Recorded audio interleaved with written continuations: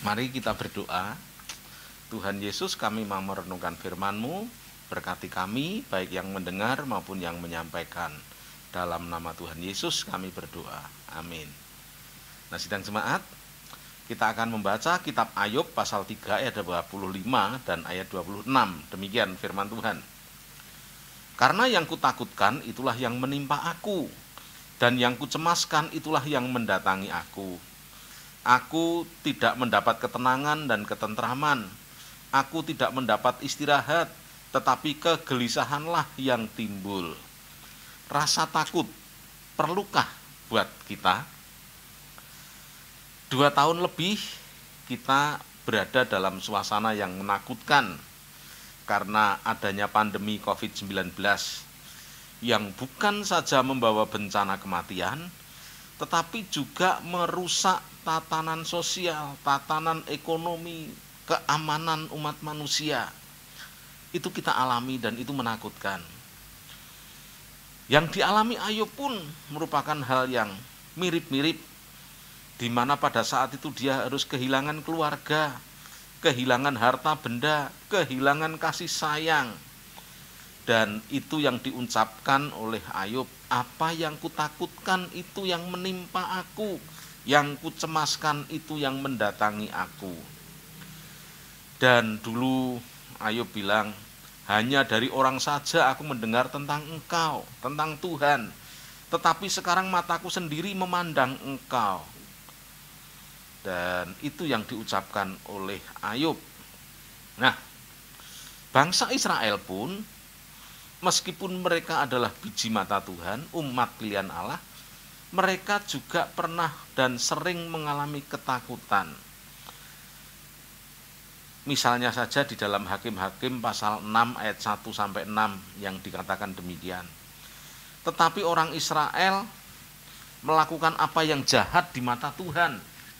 Sebab itu Tuhan menyerahkan mereka ke dalam tangan orang Midian 7 tahun lamanya. Dan selama itu orang Midian berkuasa atas orang Israel.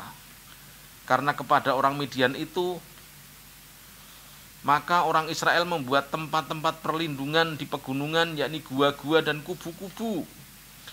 Setiap kali orang Israel selesai menabur, datanglah orang Midian, orang Amalek, dan orang-orang dari sebelah timur lalu maju mendatangi mereka.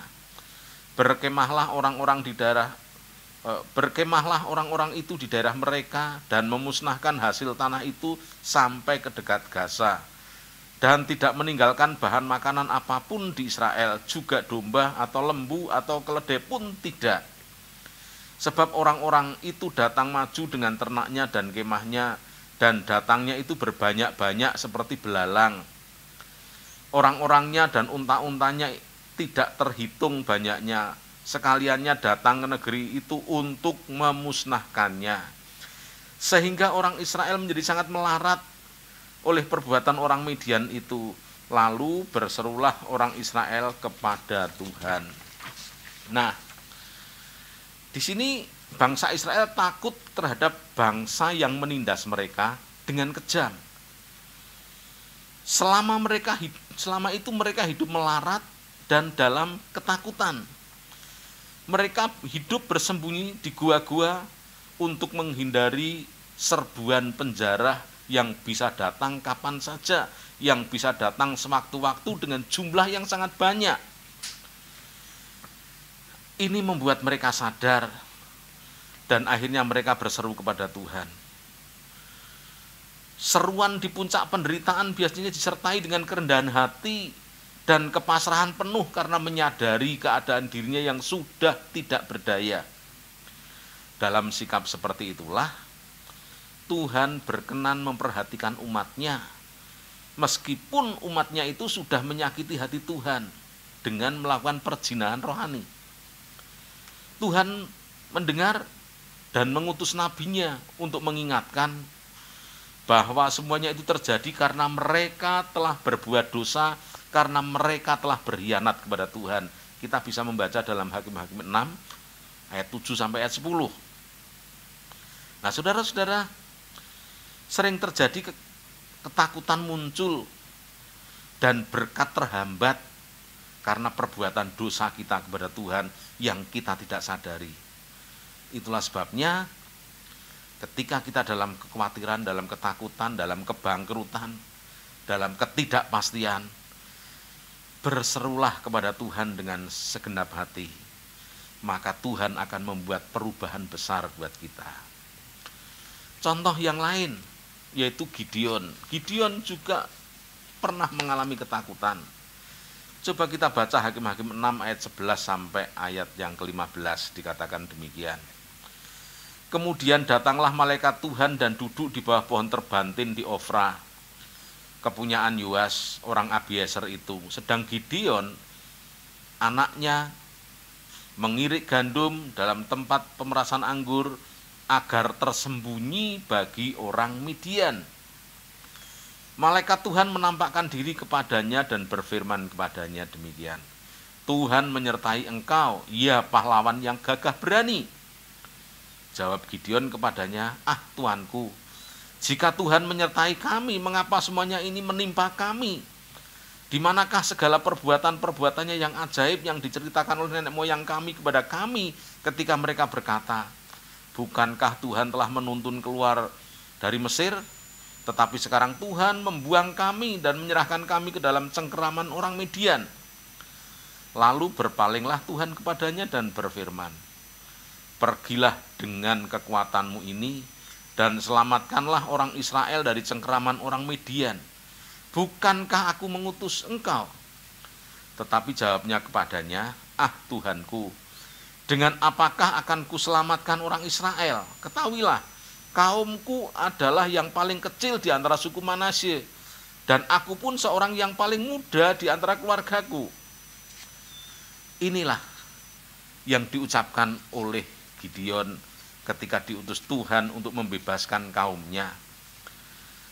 Gideon takut terhadap orang Midian, itulah sebabnya dia menyembunyikan diri. Di samping dia takut kepada orang Midian, Gideon juga takut terhadap Tuhan. Dia sadar bahwa dia tidak bisa sembunyi dan lari dari Tuhan. Tapi dia juga sadar bahwa bangsanya sedang dihukum Tuhan karena kejahatannya.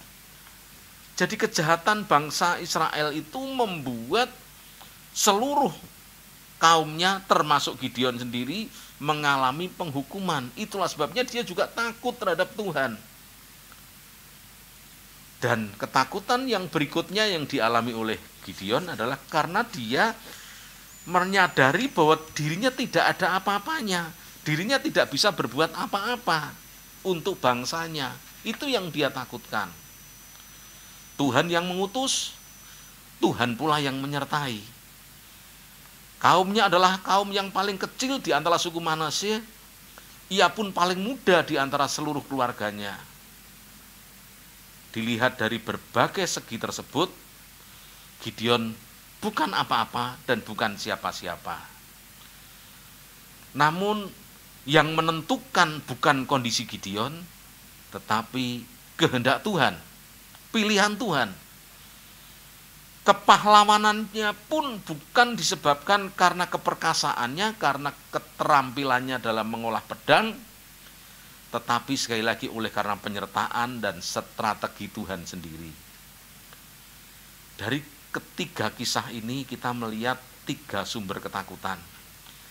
Takut terhadap musuh, itu yang pertama, rintangan yang paling kita hadapi. Yang kedua, takut terhadap Tuhan karena dosa. Dan yang ketiga, takut karena menganggap dirinya tidak bisa berbuat apa-apa. Alasan-alasan yang sering membuat kita ragu melakukan kehendak Tuhan kurang lebih sama dengan kondisi yang dialami oleh Gideon. Tuhan memahami perasaan yang mencekam Gideon dan seluruh bangsa Israel saat itu, tapi Tuhan peduli. Justru dari ketakutan itulah seorang dapat dipakai Tuhan. Kriteria pemilihannya bukan didasarkan pada hal-hal lahiriah seperti penampilan, kemampuan, atau kehebatan seseorang, tetapi pada kepekaan batiniah atas pergumulan yang sedang dialami, ketulusan hati, dan kesediaan untuk taat kepada Tuhan. Tuhan tidak mengecilkan sikap Gideon yang merasa kecil. Tuhan juga tidak menyepelekan dia karena kemudaannya. Tuhan menghargai kejujuran dan ketulusannya. Tuhan mengabulkan dan menguatkan Gideon, memberi yang dibutuhkan dengan tanda-tanda ajaib agar dia sanggup keluar dari ketakutan itu. Luar biasa. Nah, saudara-saudara, ternyata rasa takut itu kita perlukan untuk menyadarkan kita bahwa kita ini bukan siapa-siapa dan tidak ada apa-apanya, bahwa kita ini adalah orang yang membutuhkan Tuhan. Apa yang sedang kita rasakan saat ini? Apa yang kita khawatirkan saat ini? Apa yang membuat kita takut? Bila dosa itu sumbernya, berpalinglah kepada Tuhan dan bertobatlah. Tuhan akan mengampuni kita. Bila masa depan yang menjadi pergumulan yang kita takuti, Dia adalah penguasa masa depan. Berserahlah kepadanya. Bila rasa rendah diri yang terus menguasai kita sehingga kita tidak bisa berbuat banyak, justru ketika kita dekat kepada Tuhan, Tuhan mau memperlengkapi kita, memakai kita untuk rencananya yang besar dan ajaib. Tuhan memberkati kita semua. Amin. Kita berdoa. Tuhan Yesus, kami sering dilanda ketakutan, seperti saat ini adanya pandemi virus corona. Tetapi Engkau memandang kami yang dengan tulus, dengan sadar, dengan merendahkan diri, mengakui bahwa kami bukan siapa-siapa, kami tidak ada apa-apanya, kami membutuhkan Engkau. Itulah sebabnya pakai kami menjadi alat-Mu, berkati kami dan keluarga kami, berkati segala kehidupan kami, rumah tangga kami, usaha pekerjaan kami, dan kesehatan kami, agar kami dapat menjadi berkat bagi banyak orang. Dalam nama Tuhan Yesus kami berdoa. Amin.